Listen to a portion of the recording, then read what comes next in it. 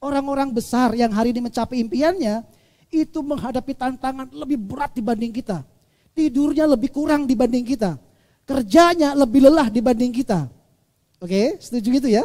Jadi kalau kita melihat itu berarti mereka orang-orang yang mampu melampaui tantangan, rela untuk menerima tantangan itu, menjadikan bahwa ini masalah yang harus saya selesaikan.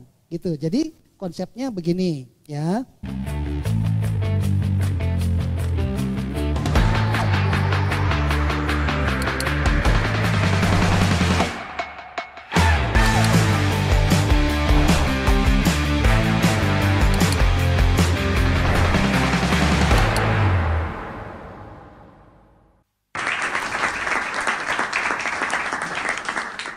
Terima kasih pemirsa RCTV yang ada di rumah dan yang ada di studio. Kembali lagi di Midang bareng Bang Hak.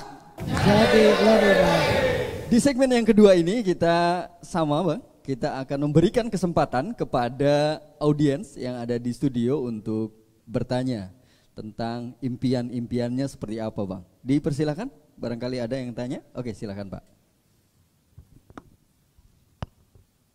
Terima kasih. Assalamualaikum warahmatullahi wabarakatuh. Waalaikumsalam warahmatullahi wabarakatuh. Perkenalkan, nama saya Denny Iskandar Denny. dari Kota Cirebon. Ya, Pak. Bang, kita ini punya impian yang tentu masing-masing berbeda-beda. Setuju. Ya. Akan tetapi, bagaimanakah cara atau metode untuk menggapai impiannya masing-masing tersebut? Demikian. Assalamualaikum warahmatullahi wabarakatuh. Waalaikumsalam warahmatullahi wabarakatuh. Silahkan dijawab Bang.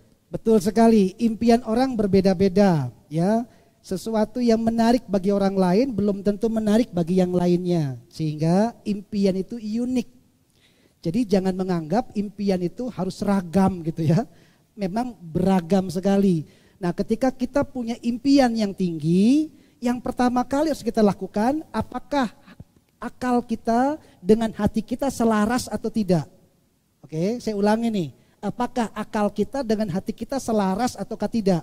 Yang sering menolak itu adalah akal. Ya, sering menolak. Saya pengen jadi miliarder Bang, tapi gimana? Usaha susah, pekerjaan gak ada, hari ini sulit. Ah ya gak mungkin, itu otak kita tuh. Padahal selama kita meyakini sesuatu, nih ada kalimat yang sederhana. Apapun yang Anda yakini, maka itu bisa Anda capai. Oke? Nah kadang-kadang kita gak selaras antara keyakinan kita dengan otak dan akal kita. Maka berbicara tentang impian adalah seberapa Anda yakin bisa mencapainya. Kalau kita yakin, nanti bertindak saja, lalu situasi keadaannya akan menggiring kita. Ya, ketika kita ingin punya usaha yang bagus, ya sudah kalau begitu keluarlah, berkomunikasilah dengan lingkungan. Tapi yakini bahwa kita punya impian, ingin punya usaha yang bagus.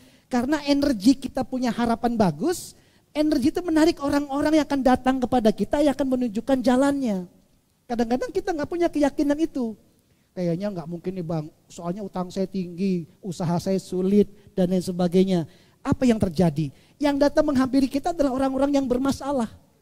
Semuanya serba sulit. Dia mengatakan iya nasib kita sama, nasib kita sama, nasib kita sama. Akhirnya benar-benar susah menggapai impian. Jadi langkah pertama ya, sahabat Mireng dan pemirsa RCTV Langkah Padane, mestinya ketika kita ingin menggapai impian, yang pertama kali harus kita lakukan adalah seberapa Anda yakin terhadap impian Anda. Itu sebabnya Allah katakan, wa iza azamta fatawakal 'alallah. Ketika engkau sudah punya azam, sudah punya tekad, sudah punya impian, meskipun Anda tidak tahu caranya, yakin saja. Nah pertanyaannya itu tuh, bagaimana kita bisa menjaga keyakinan?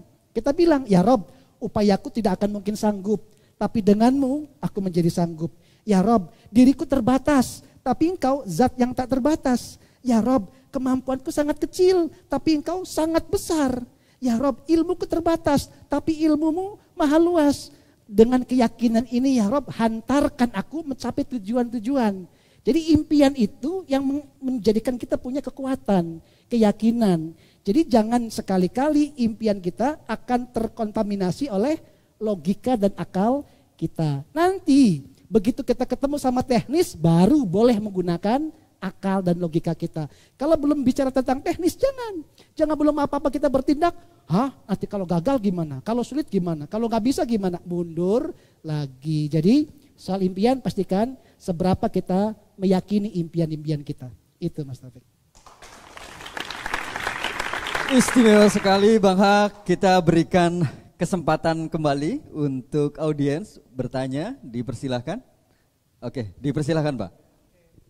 Terima kasih atas waktunya. Assalamualaikum warahmatullahi wabarakatuh. Waalaikumsalam warahmatullahi wabarakatuh. Nama saya Teryadi, saya dari kota Cirebon.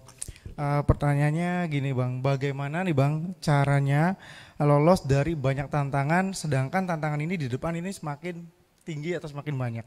Itu aja, terima kasih Bang. Oke, dipersilahkan untuk dijawab Bang. Baik, satu hal yang harus kita persepsikan dengan benar bahwa tantangan ini adalah jembatan kita untuk naik kelas, ya. Kalau tantangan ini kita hindari, maka jembatan itu sebetulnya nggak kita lalui. Kalau kita mau naik kelas, ya dari kelas 1 ke kelas 2, ada tantangannya nggak? Ada ujiannya nggak? Kalau kita hindari itu, naik kelas nggak? Enggak, itu keniscayaan. Jadi banyak di antara kita mencoba menghindari tantangan, menghindari problematika, menghindari masalah. Hingga pada gilirannya tersadar kita nggak kemana-mana. Orang-orang besar yang hari ini mencapai impiannya, itu menghadapi tantangan lebih berat dibanding kita. Tidurnya lebih kurang dibanding kita.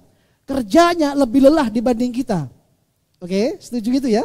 Jadi kalau kita melihat itu berarti mereka orang-orang yang mampu melampaui tantangan, rela untuk menerima tantangan itu, menjadikan bahwa ini masalah yang harus saya selesaikan. Gitu. Jadi konsepnya begini ya. Kalau kita ingin mencapai sesuatu, nah gitu, ada gap nih, ya ada gap. Gap itu adalah jarak antara kenyataan, ya dengan kenyataan. Kemudian kita memohon supaya sampai nih kepada impian. Gapnya besar antara kenyataan dengan impian. Ini apa yang ada? Adalah anak tangga yang kita sebut namanya masalah. Tantangan. Jadi kalau kita menghindari masalah, menghindari tantangan, sampai nggak kepada impian kita? Nggak bisa, itu anak tangganya memang. Ini yang harus konsekuensi yang harus kita lalui. Jadi sebetulnya bukan seberapa senang kita nanti menggapai impian, tetapi seberapa Anda kuat menderita mencapai impian itu. Sehingga bahasa mencapai impian adalah seberapa kita kuat mentalnya. Seberapa kita menerima konsekuensinya, seberapa kita siap menderita, seberapa kita siap sengsara. Sehingga bayaran untuk mencapai impian bisa jadi tidak kita rasakan enak dalam melaluinya. Tapi ketika sudah sampai ke puncak, kita nengok perjalanan kita. Sambil tersenyum, sambil tertawa, sambil menangis bahagia. Dan kita katakan, dahulu saya disakiti, dahulu saya sulit, dahulu saya susah. Tapi hari inilah wajah dari kebahagiaan itu. Jadi menggapai tantangan itu adalah sesuatu keniscayaan. Saya ulangi lagi nih kalau begitu. Setiap kali kita mencapai solusi dari masalah, katakan di sini masalah, ini masalah. Setiap kali kita menyelesaikan masalah ada solusi, maka ini kita sebut namanya ruang bahagia. Ruang bahagia. Kalau kita menyelesaikan masalah senang nggak? Senang sekali. Tapi apakah bahagia selamanya? Tidak, akan ketemu masalah yang lebih besar, akan balik lagi nih, pendulum namanya. Akan balik lagi kepada masalah yang lebih besar dan kita akan menemui derita lagi. Ya, kita menemui derita kembali, ternyata masalahnya lebih besar. Begitu masuk kelas 2, kira-kira masalahnya lebih besar? Soalnya lebih sulit?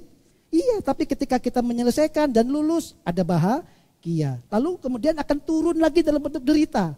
Begitulah anak tangga yang kita lalui, akhirnya tidak sadar kita sampai kepada puncak bahagia, yaitu bisa menggapai impian. Itu dia. Istimewa sekali Bang Haq.